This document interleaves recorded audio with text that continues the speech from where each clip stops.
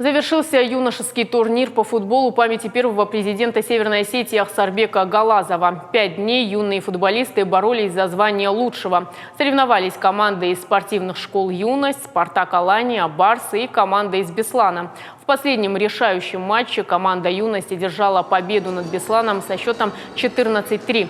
Второе место заняла команда «Спартак Алания», а бронза досталась ребятам из команды «Барсы».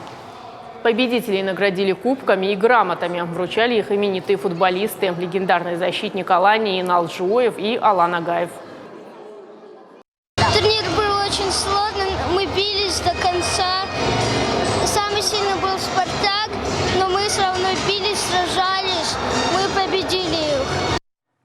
Турнир имени Ахсарбека Галазова проходит уже 3-й год. Первый президент республики внес неоценимый вклад в развитие осетинского футбола. В следующем году планируют провести турнир среди ребят 2013 года рождения.